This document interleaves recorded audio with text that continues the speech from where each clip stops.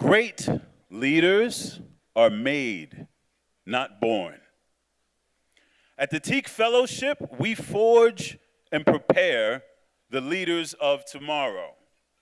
We do so with great leaders of today who are committed to our fellows, committed to our mission.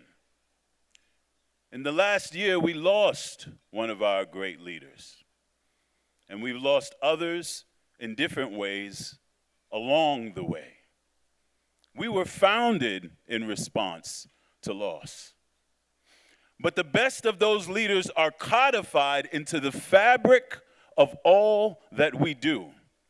We hold on to the values and virtues of our honored TEAK predecessors. Through our fellowship, we pass those values and virtues on to each class of fellows, making sure that they live on in. At the Gala 6 years ago, we performed selections from Henry V, highlighting the leadership of the king, the battles led and won. We applied the collective selflessness and determination necessary for the historic victory in the play to the collective selflessness and determination it takes to accomplish our organizational goals. Tonight we go back to go forward. We look to selections from the preceding plays, Henry IV, parts 1 and 2. In those plays, the world has doubts about Hal, the future inheritor of the crown.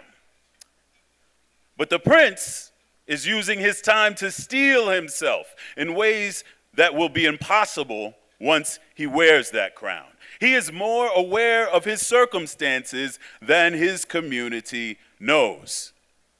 But he must accept the crown in his own way, for he is the future. His father becomes sick, exhausted by the weight of leadership. And at that moment, we find out the prince has indeed received his predecessor's lessons. He knows his purpose and is ready to live in it. In the following selection, you'll see an ingenious Shakespearean device, a chorus called rumor.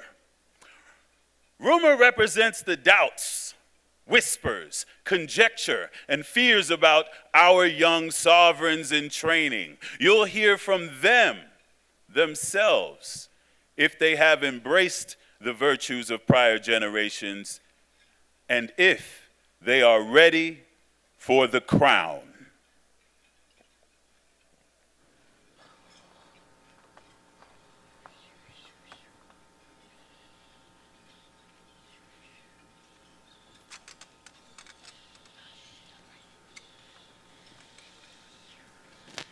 Open your ears, for which of you will stop the vent of hearing when loud rumor speaks? I from the Orient to the drooping west, making the wind my post horse, to unfold the acts commented on this ball of earth. Upon my tongue's continual slanders ride, the which in every language I pronounce, stuffing the ears of men with false reports. I speak of peace, while covert enmity, under the smile of safety, wounds the world. Yet I, rumor, also have it that a fellow may be ready, her mind steady, her dreams set on a goal. TEAK citizenship, inspiring her to dream larger, instilling virtues of integrity, grit, and honor. I know you all, and well a while uphold the unyoked humor of your idleness. Yet herein will I imitate the sun, who doth permit the base, contagious clouds to smother up his beauty from the world, that when he please again to be himself, he may be wondered at. Being wanted, he might be wondered at by breaking through the foul and ugly mist of vapors that did seem to strangle him. I know you all, and will a while uphold the unyoked humor of your idleness. Yet herein will I imitate the sun, who doth permit the base contagious clouds to smother up his beauty from the world, that when he pleases again to be himself, being wanted, he may be more wondered at by breaking through the foul and ugly mist of vapors that did seem to strangle him. If all the years were playing holidays, to sport would be as tedious as to work. But when seldom come, they wish for come, and nothing pleases but rare accidents.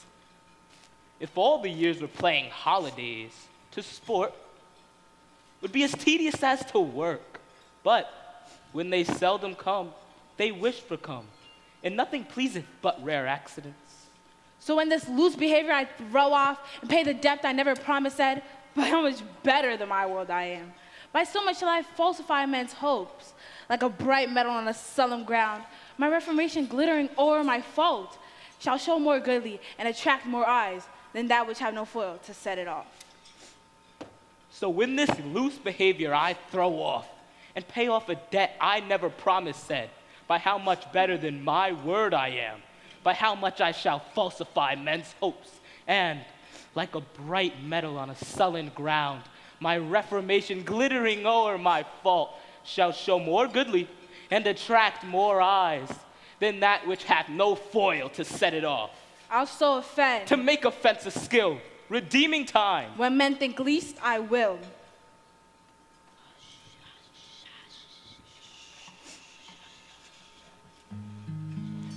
Open your ears, for which of you will stop the vent of hearing when loud rumor speaks, I from the Occident to the rising east, making the wind my post sword still unfold. The axe commenced on this ball of earth. Upon my tongue's embellished flattery rise, to which in every language I pronounce, stuffing the ears of men with false reports. I speak of war while covert allegiance, under the frown of danger, heals the world. But I, rumor, also have it. Our fellows have long nights, studies, rites of passage, plights, concerns, and work. But by codes of scholarship, they are protected. To whom much is given, much is evermore expected.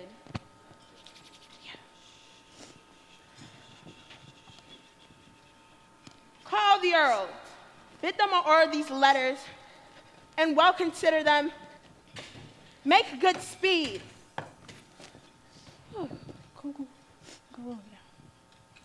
How many thousands of my poor subjects at this hour sleep?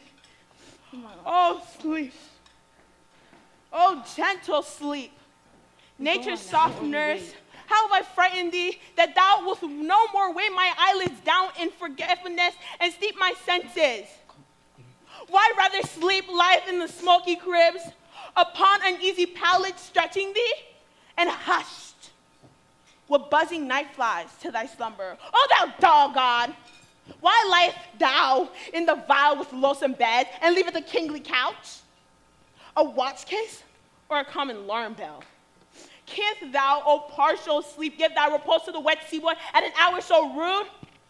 And in the stillest and calmest nights, deny it with all the appliances and means to boot the night to a king? Then happy low lie down. Uneasy lies the head that wears the crown. Happy low lie down. Uneasy lies the head that wears the crown. And who but rumor? Who but only I? Bring first report hence. Rumor is a pipe, blown by surmises, jealousies, conjectures, and of so easy and so plain a stop that the blunt monster with uncounted heads, the still disoriented, wavering multitude can play upon it. Yet I, rumor, also have it. A fellow employs her fellowship, strengthening bonds, remaining connected, uplifting each one. Together they toil, together they fly, redefining limits, exceeding the sky. How chance thou art not with the prince thy brother? He loves thee, and thou dost neglect him. Thou hast a better place in his affection. And noble offices thou mayst effect between his brethren, or between his greatness, or thy other brethren.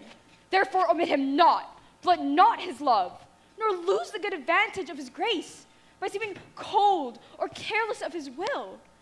For he is gracious if he be observed. He hath a tear for pity, and a hand open as day for melting charity.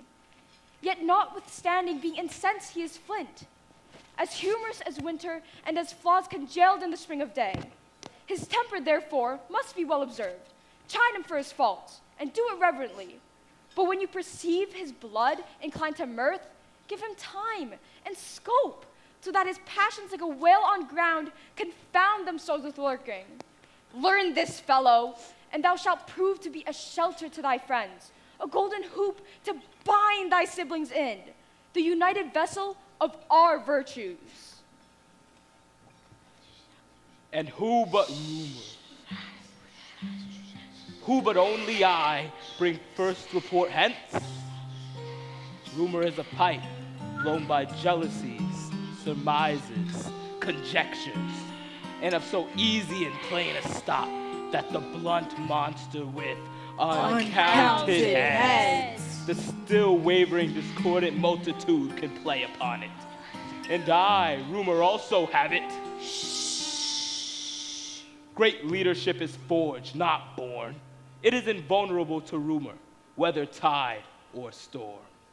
TEAK predecessors have bequeathed a legacy that persevereth in our mission and our memory.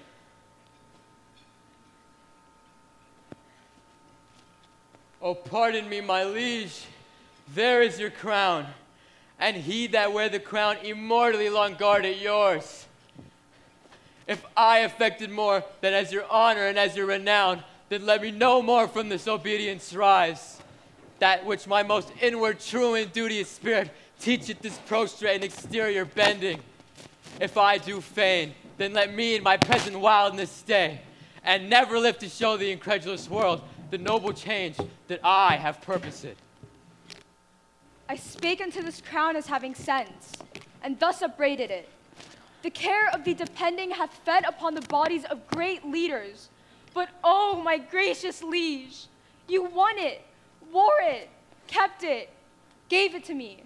Then plain and right must my possession be, which I then more than with the common pain, against all the world, will rightfully maintain. This new and gorgeous garment, Majesty, sits not so easy on me as you think. Brothers, you mix your sadness with some fear, for by my faith it very well becomes you.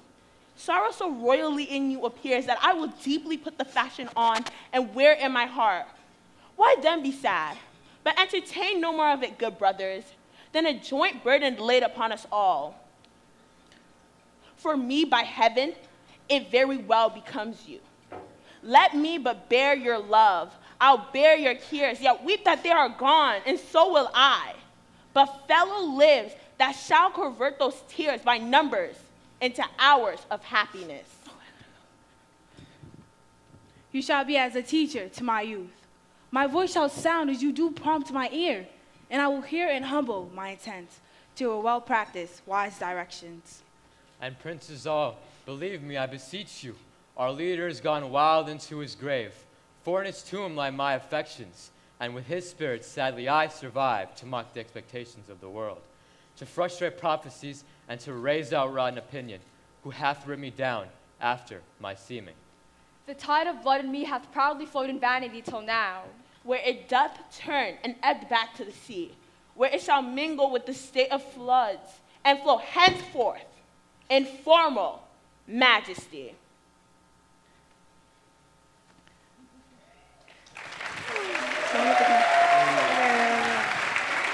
And Malik, where's Malik?